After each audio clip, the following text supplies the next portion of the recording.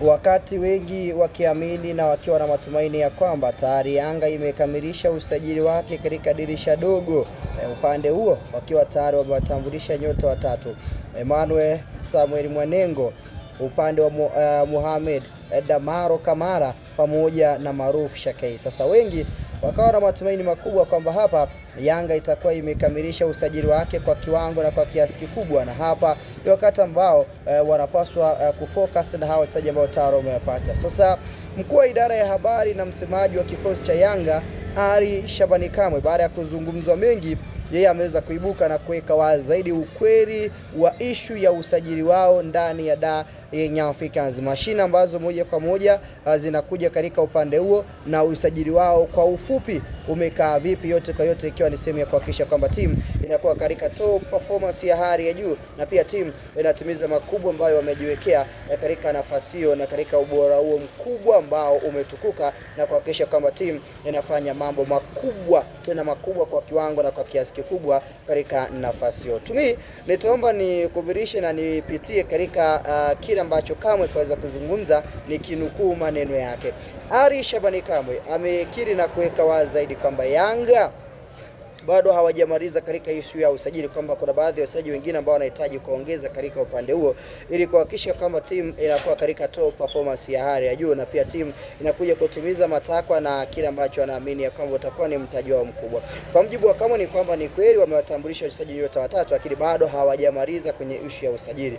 Bado kuna wachezaji wengine ambao wanakwenda kuongeza kwenye kikosi chao ili kuhakikisha kwamba timu inazidi kuwa katika top performance ya hali ya juu, na pia timu kuwa katika sehemu ya ushindani mkubwa ambao utafanya kuwa katika ubora na weledi mkubwa uliotukuka. Aidha, katika upande mwingine Kamwe amekiri na kuweka wazi kwamba usajili huu ambao Yanga wamefikia sehemu ya kwenda kukamilisha, baadhi ya wachezaji wao wanakwenda kutua katika ardhi ya visiwani Zanzibar, ndiko ambako wanakwenda kuwatambulishia. Nikumbuke Yanga wana mechi ambayo watacheza kesho, Yanga dhidi ya vijana kikosi cha Singida Black Stars, na katika upande huo Kamwe amesema ya kwamba katika mechi hiyo kuna mchezaji mmoja tutamtazama kama sehemu ya usajili mpya ambaye bado halikuwa hajaonekana katika mechi yoyote ile. So kesho tunatarajia pia kutazama mchezaji mwingine mpya akiwa anaonekana katika upande wa Yanga. Lakini Kamwe pia amesisitiza na kuweka wazi kwamba siku ya fainali, kama Yanga wanafuzu kwenda katika hatua ya fainali wao kama bingwa mtetezi,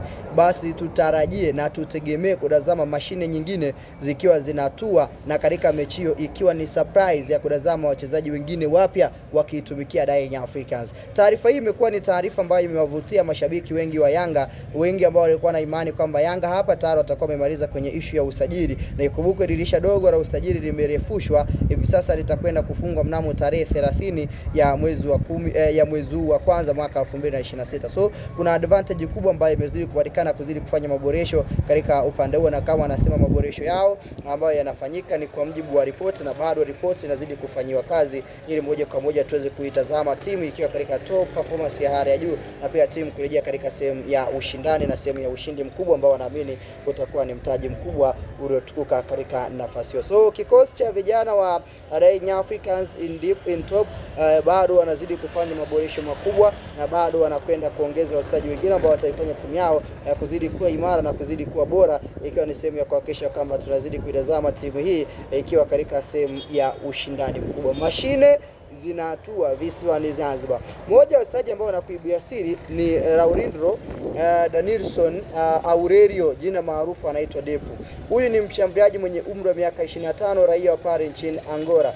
Bwana mwamba huyu kakamilisha usajili wake wa kujiunga na Yanga kwa ada ya zaidi ya milioni 600 akitokea timu ya Radomiaki ya pale nchini Poland, na hivi sasa ni mmoja wa wachezaji ambao tunasubiri utambulisho wake ndani ya Yanga. Yanga wanakuambia huyu ni baraa jipya, huyu ni Mayele mpya ambaye tunakwenda kumshuhudia akiwa anatambulishwa katika upande. Huyu ni mshambuliaji ambaye moja kwa moja amekuja kuchukua nafasi ya Andy Boyeri Bobwa ambaye tayari Yanga wameachana naye na kumtema katika upande wa kikosi chao. So Depu no doubt now we are just waiting about anniversary utambulisho wake ndani ya kikosi hichi. Hili ni baraa jipya ambalo coach anayejulikana kwa jina la Pedro Soares Goncalves anamhitaji, kwa sababu amekuwa naye akimtumia katika majukumu ya timu ya taifa ya Angola na anajua ufanisi na ubora ambao amekuwa nao katika nafasi hiyo. Bora jingine linatoka katika upande wa Mayele mpya, kama anakuambia hizi mashine ambazo Yanga wanakwenda kujumuisha usiige, na hawa ambao wamekutana nao ni bahati yao. Wapinzani wao ambao watakwenda kukutana nao wajiandae, mashine zinakuja. Upande wako